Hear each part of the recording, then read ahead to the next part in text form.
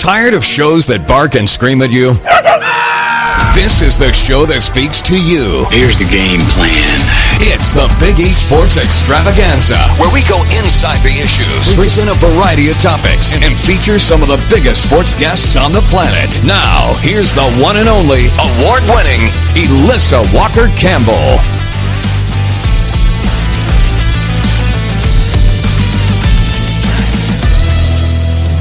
Elissa Walker Campbell, welcome back to the Big E Sports Show. And now that the NBA All-Star break is officially in the rearview mirror, what teams and players should we have our eye on, as there are fewer than 30 games left to play in the regular season? We are so delighted to have joining us for the very first time, longtime and legendary NBA coach, the great Lionel Hollins. Thank you so much for joining us.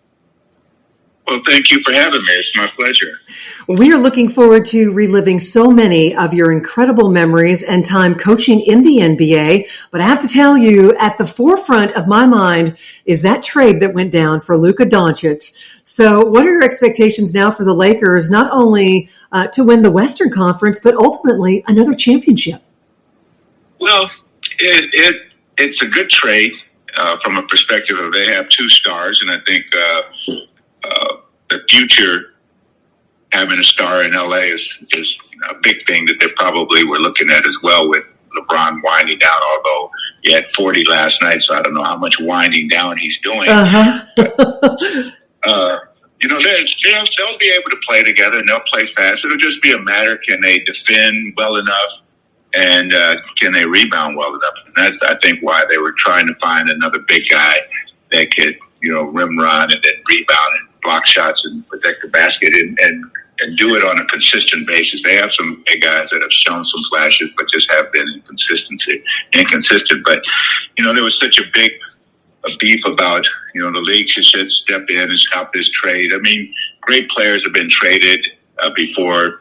Players have demanded to be traded, and teams have traded them in their primes, but nobody squawks about that. But when a team makes that decision themselves to trade somebody, everybody thinks it's some kind of conspiracy theory to destroy one team and build up another team. But everything will balance itself out, and the Mavs have continued to play well, and the Lakers only had a couple of games that LeBron didn't play one, and Luke hasn't played one and didn't play last night. So we'll see how it goes. But it puts them up there in a higher echelon, for sure. Well, the basketball world was completely shocked. And in my mind, perhaps this might go down as one of the most stunning trades in NBA history. We did not see this coming. I'm a longtime Maverick fan. So perhaps, provide some perspective on why this blockbuster trade made sense. I'm not talking about the Lakers, but why did it make sense for the Mavericks? Well, the Mavericks are looking at, they have Kyrie. They have some young pieces that have played really well, and they felt like they needed a rim protector, and they needed an inside scorer. See, the inside scoring has been eliminated for the most part in the NBA from having a go-to guy that could play on the elbow, play on the mid-post, sort of like Joker does, and score, and then run the court and rebound and block shots. So getting AD was a big thing for them, and they're looking at, we're trying to get this done now. They didn't feel that they could get it done with Luka and Kyrie in that setting. They needed a inside outside presence, and they got it in AD. It's just a matter of can he stay healthy, and then Luka going to LA. It's a matter of can Luka stay healthy, because he hasn't been healthy himself in the last couple of years. So I think it's a balanced trade. It's not as one-sided as everybody likes to make it out to be. Obviously, Luka can do a lot more things than AD can do, but what AD brings to the program, Luka can't bring to the program. Well, Lionel, give us the coach's perspective as far as what is the process like when a player is traded mid-season and expected to start contributing within, that next game when they arrive. I mean, just how difficult is that transition? Because as a player, you got a lot on you. You got to get up to speed really quick, and it can certainly be a little chaotic. Well, today is probably not as much of an issue because these players know each other. They played AAU ball together. They hang out in the summer. You've been to a game and seen the love fest before the game, post game. I was traded twice. Okay. And I was traded, and I flew on a red eye from Portland to Philadelphia. I got there at 11 o'clock in the morning. I played the game in the afternoon on national TV and played about 30-something minutes. And it's hard walking into the locker room with a lot of people that you don't know up close. And, they know of your game, and, but they don't know you and know how you play.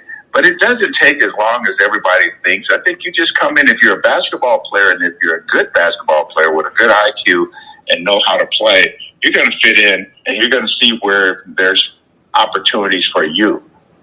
My role changed when I went to Philadelphia. I wasn't one of the big three scorers, and I understood that, and I figured out how to still be effective playing a different role. And that's the key, being able to adjust to different roles. And I thought Kyrie did that when he came to Dallas in the beginning.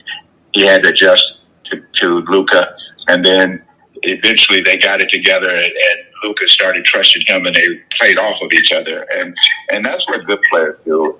But like I said, it's not as difficult today. And plus, when you come in, it's just another game. If you went to the park and played, and there was guys that you picked up on a team, you would just go play, and you'd figure out why you're playing.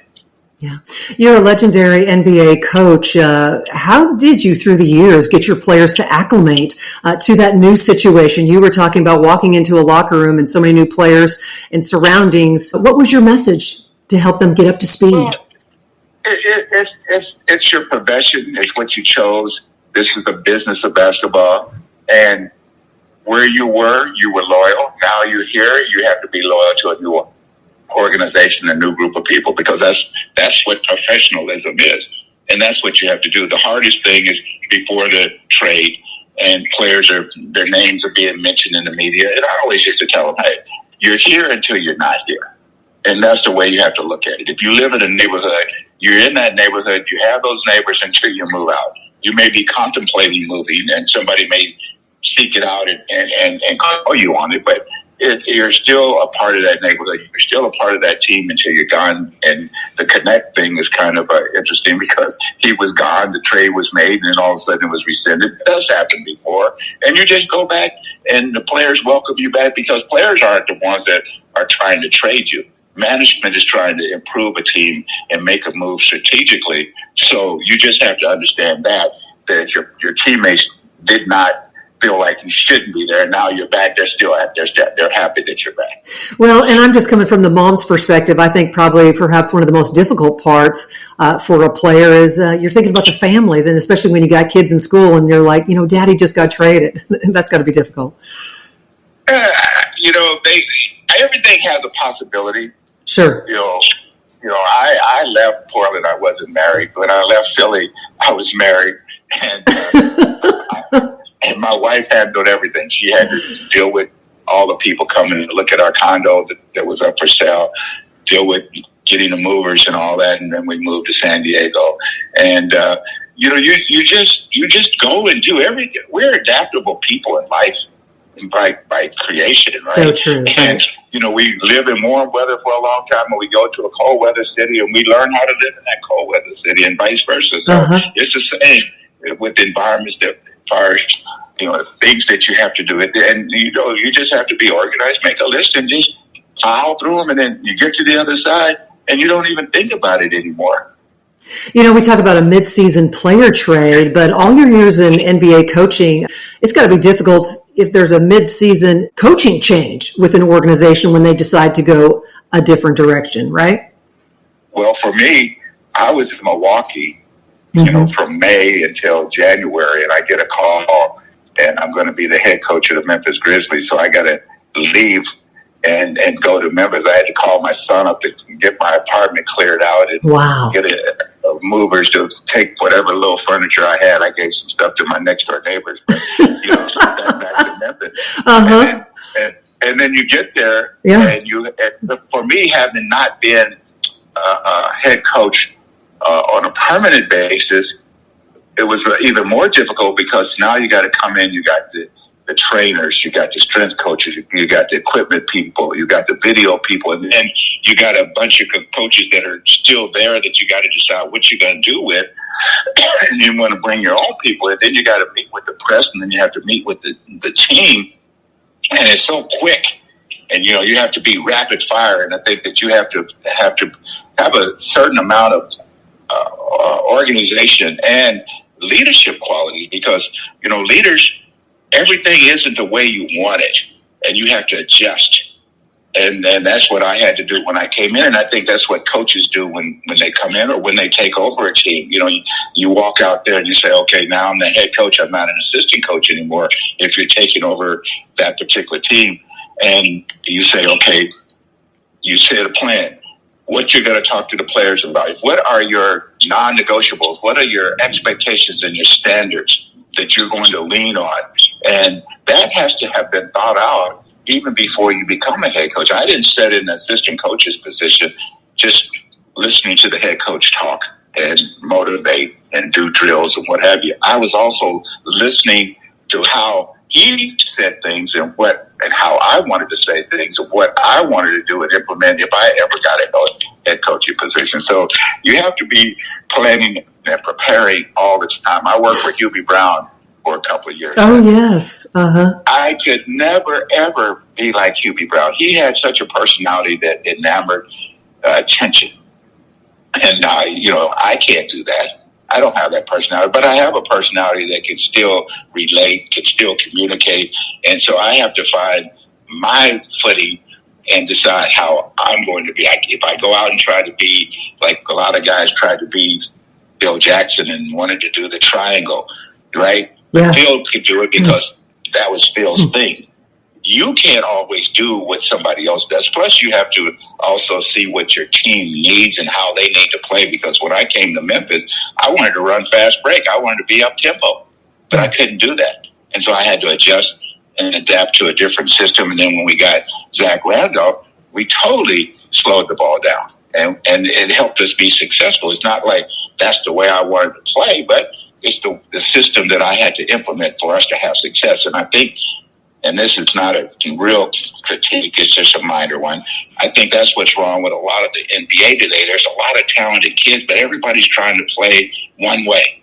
All right, 5 out, pick and roll, penetrate, kick out for threes. Some teams would be better playing a different brand, maybe a little slower, maybe attacking on the inside, maybe using their big guards to go against smaller guards, because everybody's trying to play so small.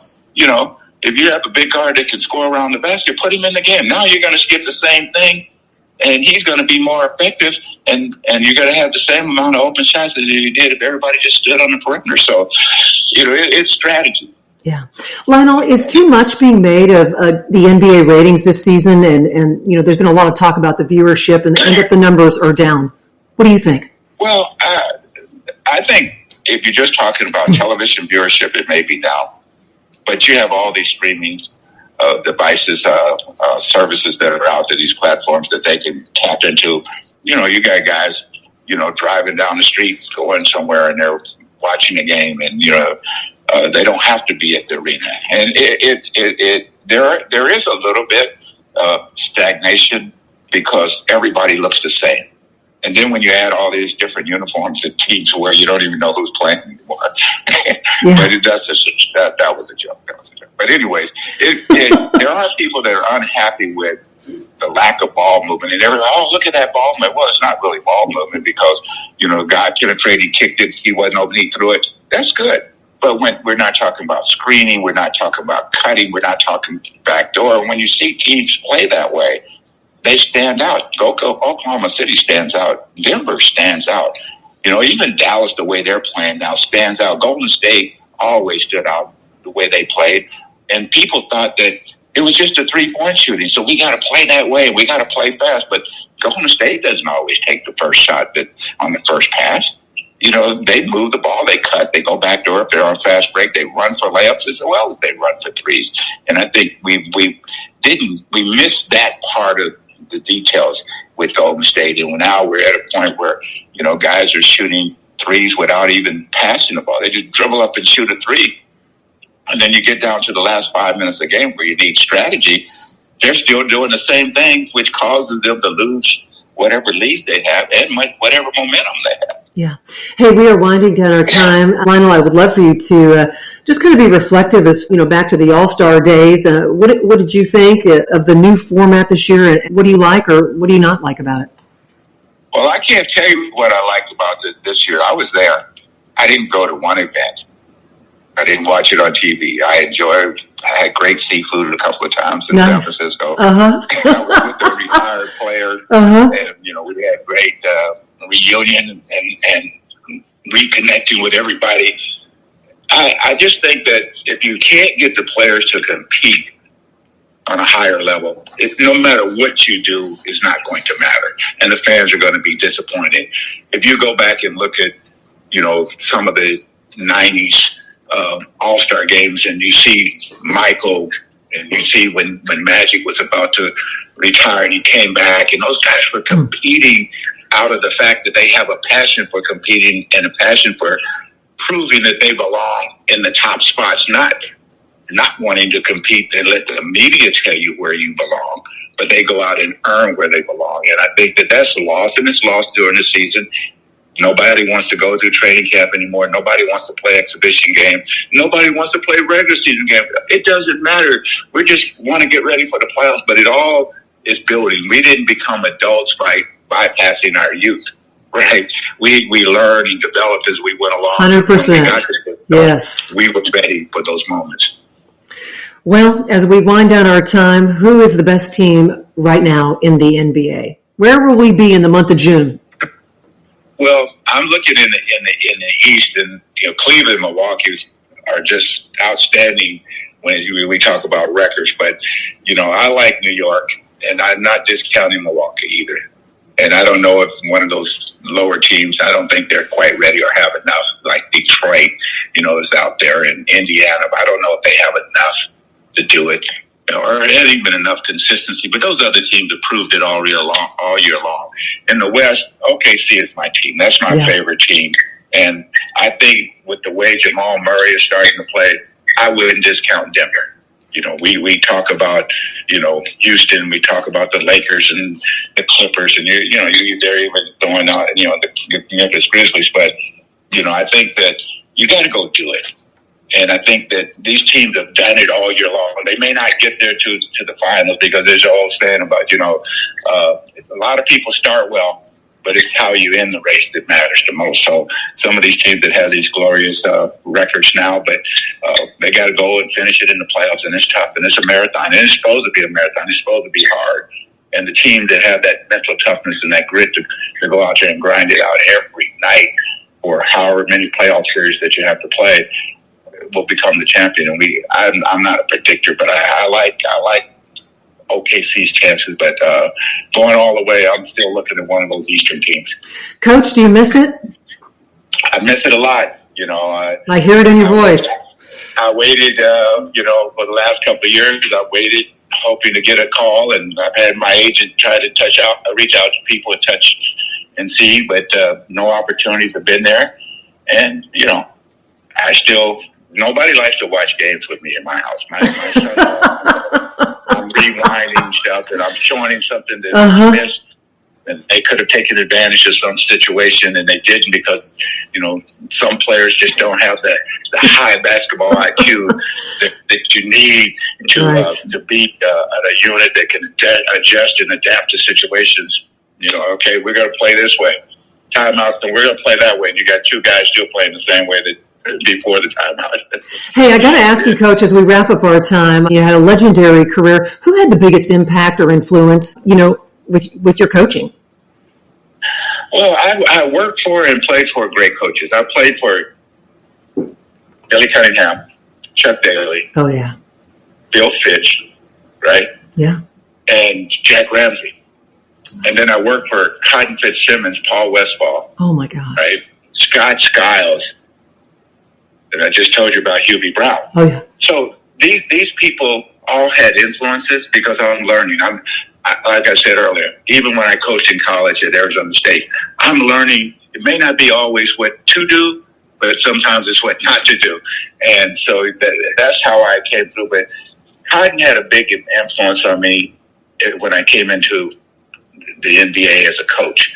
The biggest influence. Jack Ramsey had the biggest influence as a player because he taught me about details, which saved my career. Because while I was with the Blazers, I had knee surgery, which took away a lot of my game, but I still was able to play another 7 years on a fairly high level with some really good teams because of the attention to detail, the understanding how to play with your mind and not just your body. So those guys really had great influence. And then I can even go back to my youth days when I played, and coaches taught me about accountability and responsibility.